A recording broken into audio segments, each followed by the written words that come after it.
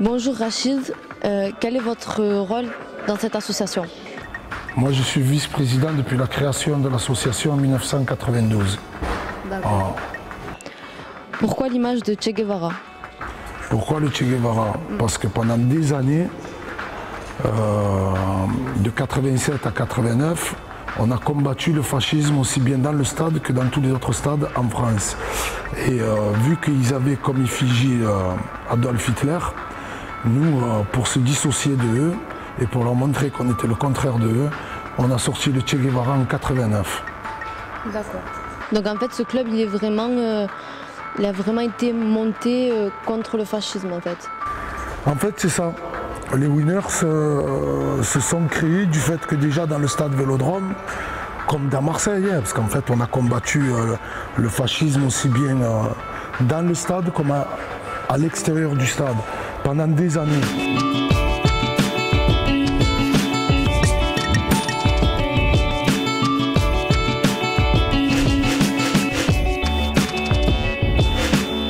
Quand on voit maintenant le mélange de jeunes et de couleurs et de religions culturelles ou autres, moi ça me fait rigoler parce que bon, j'en suis fier même, parce que je peux me dire que j'ai œuvré dans la ville comme dans le stade contre le fascisme en tout point, du fait qu'au virage sud, j'étais le seul arabe.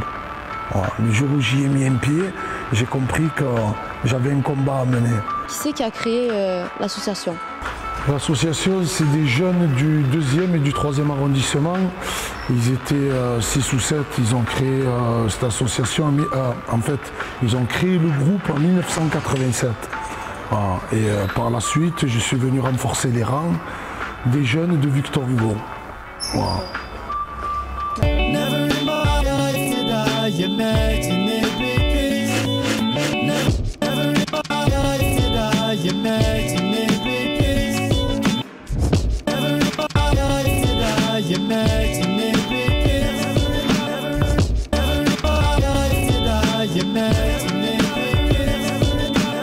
Vous avez la nostalgie de l'ancien Olympique Marseille en fait. Voilà, j'ai la nostalgie, non pas que moi, tout Marseille. Ce qui a fait la gloire de l'Olympique de Marseille, c'est les anciens joueurs.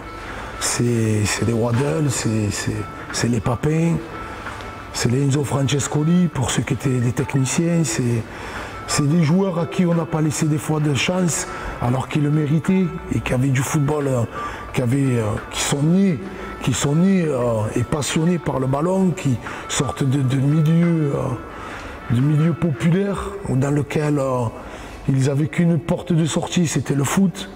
Et là, en ce moment, on fabrique des joueurs. How clever, love life, rough night, nice day. That's why you find Doc Strange. Not same, but certainly not changed. Has a frame of mind and hang it on the wall, command the crowds out. Alors j'ai eu un bac ES. J'ai été bachelier l'année dernière.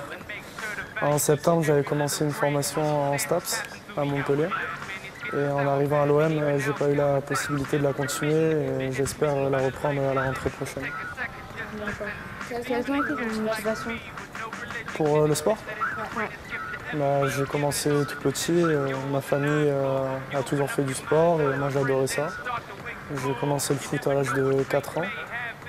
Et, enfin, c'est ma passion et depuis j'ai jamais décroché. Ta famille te soutient dans ce que tu fais? Totalement, ouais. Living life unorthodox, Remy straightly off the rocks. Mind sharp, cause I keep remaining in outside the box. Spoken death grip on life and me, they call me Dr. Spock. And every day's a gift to the day I rock. Highly motivated, dedicated to the ones I love. Feeding off their energy, living off their memory. You'll remember me when my lyrics make your ears bleed, literally. À force de jouer en CFA dans mon club, il y a eu des gens qui sont venus me voir. Et comment ça s'appelle, ils m'ont demandé de venir faire un essai à l'Olympique de Marseille. Je suis venu. Ça s'est très bien passé, donc après une semaine ou une semaine et demie après, je suis venu ici signer. À la base, c'était un rêve pour moi. C'était un rêve de tout petit, de tout jeune footballeur. Maintenant qu'on est ici, quand on monte s'entraîner avec les pros, tout ça, on voit qu'on est au bout. Enfin, on n'est pas loin du tout, mais bon, il faut encore travailler pour y arriver. Et si vous ne réussissez pas dans le foot, vous envisagez faire quoi? Ben, moi, j'ai travaillé pendant 5 ans et demi dans le bâtiment, donc s'il faut retourner, c'est pas grave, je retournerai. The sun's gonna rise and the sun's gonna set. Every day you're alive is a gift to accept. Accept if that gift fails to uplift and the seams of your sanity start to break stitch. J'ai commencé à m'occuper des jeunes dans le club de football où je jouais à l'âge de 16 ans. Donc depuis, j'ai passé des diplômes pour continuer à travailler auprès des jeunes. C'est psychologue. Après, j'ai pas les diplômes, donc je ne peux pas prétendre, mais c'est vrai qu'on essaie de comprendre ce qui se passe. Et puis après, voir avec le docteur comment on peut faire avancer pour que le jeune se sente beaucoup mieux dans sa peau. D'accord, et vous avez suivi une formation pour faire ce métier Après, j'ai fait un brevet d'état d'animateur. J'ai fait des études de sociologie aussi pour étudier les comportements en groupe, tout ça, les jeunes. Mais après, j'ai pas fait de formation de psychologue. Et vous envisagez continuer dans ce domaine Là, actuellement, je fais une formation qui est une formation de moniteur éducateur. Donc, c'est pour vraiment continuer après pour être éducateur spécialisé. Vous voulez quitter le club Non, pour l'instant, non, je me sens bien et j'essaie de monter le maximum de projets pour les jeunes à l'intérieur du centre et pour aussi amener les jeunes aussi à rencontrer d'autres personnes comme vous au quotidien et montrer ce qu'est le centre de formation. Et là, il y a plein de choses à construire. So let's work. You can vibe if you wanna, ride if you wanna, get high, I think I'm gonna get a little dirty Tijuana, but I flow like tequila rose on a Friday night in the middle of the summer, and that's cool cause Rome's in the middle of a come up. Giant when I'm writing no Denzel, but I bet damn well you'll remember this titan, brainstorming while spitting out lightning in rare form, then your ear I'll be there for 'em. Unforgettable, better yet stupendous, impeccable, tremendous, kinda like Tyson before Robin Givens or Jordan with the Wizards. My words, they so vivid. These are words to live by, they just happen to have rhythm. You can listen or get left behind. I got a left lane mind framed by design. I'm out. One step closer to my destiny. I'm about to hit them with something that they remember me. Said I'ma travel this road, even if I have to do it alone. One step closer to my destiny, that they remember me.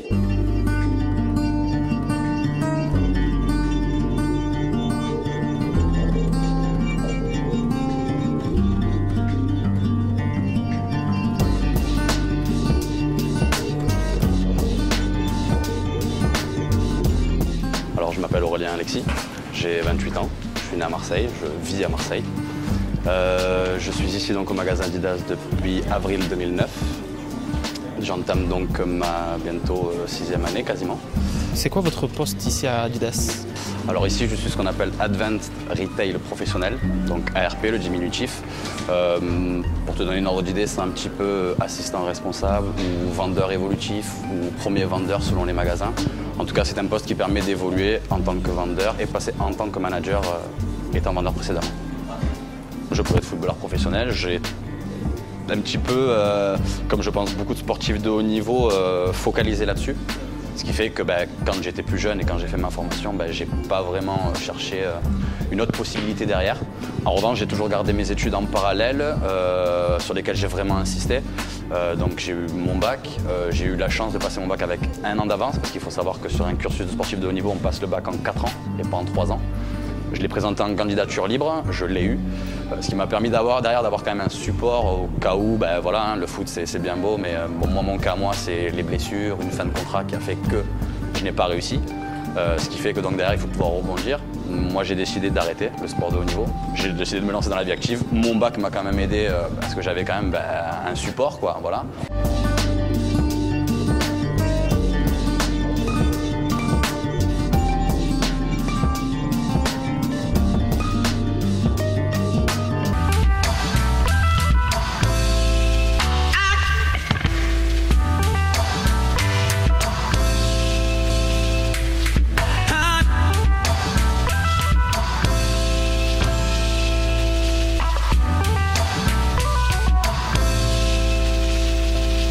Et en fait, l'équipe de France, est-ce que pour vous c'est une équipe, vous êtes soudés, ou est-ce que c'est plutôt la natation est un jeu personnel?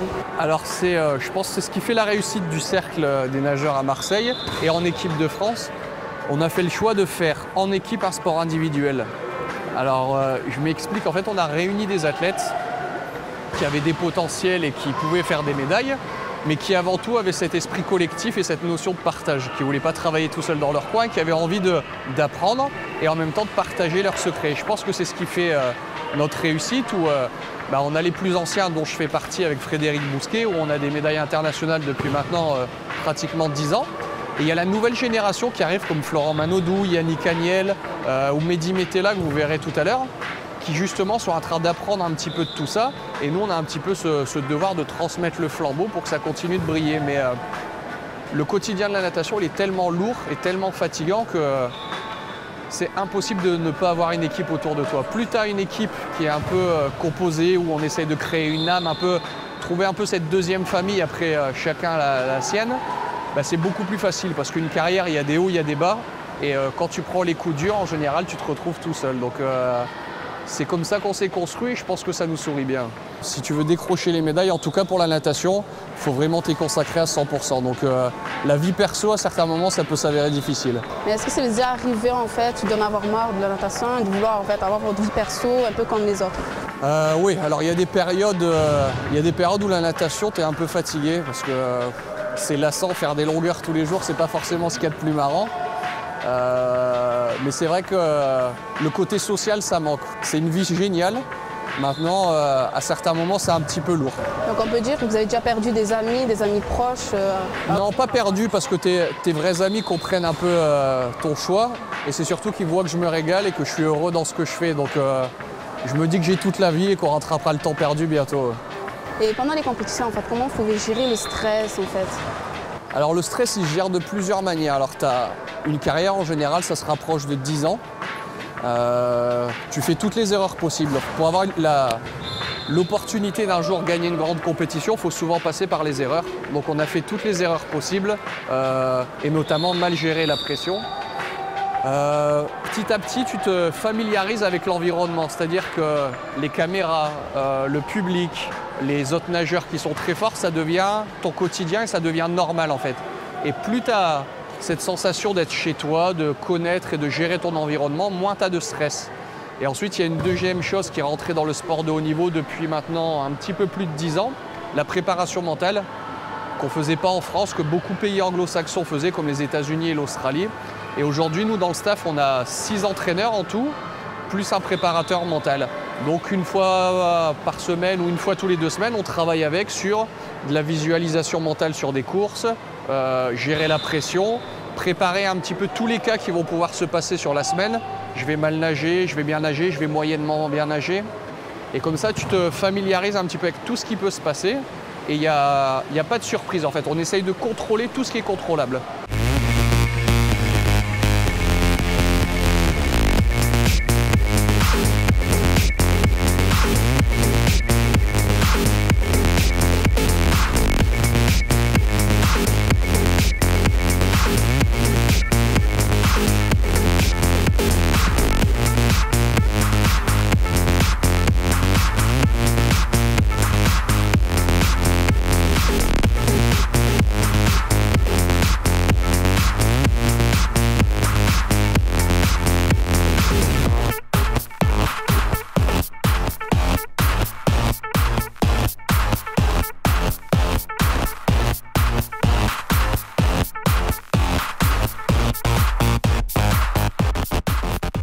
Pourquoi avoir choisi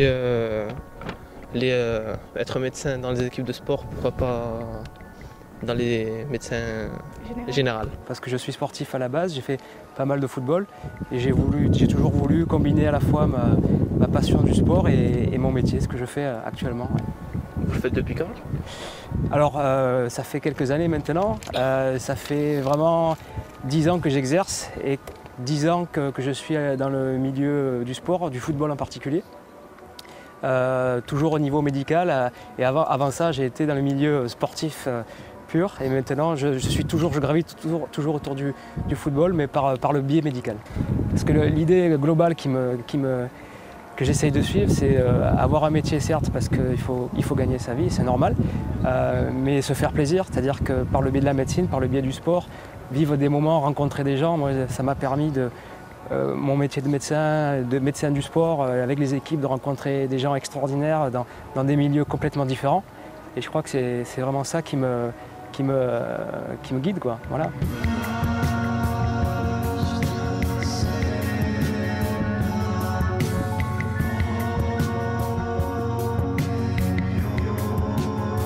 Les personnes de l'association, vous êtes tous attachants, vous êtes tous sympas, vous êtes super gentils, vous avez accueillis mais vraiment bien. Moi personnellement, je connaissais personne au début et vous m'avez vraiment intégré et tout, et voilà, je tenais à vous remercier pour ça. Et les caméramans, même si on n'y pense pas beaucoup, franchement vous nous avez bien aidés, vous nous avez appris plein de trucs. Et les autres bénéficiaires du stage, voilà les gens. Et les célébrités sportives, on en a rencontré pas mal. Et franchement, c'est quelque chose qu'on n'aurait pas fait tout seul. Et voilà, et on a réussi à répondre à notre thématique. En quoi le sport est un facteur de réussite. Franchement, on a compris, je pense.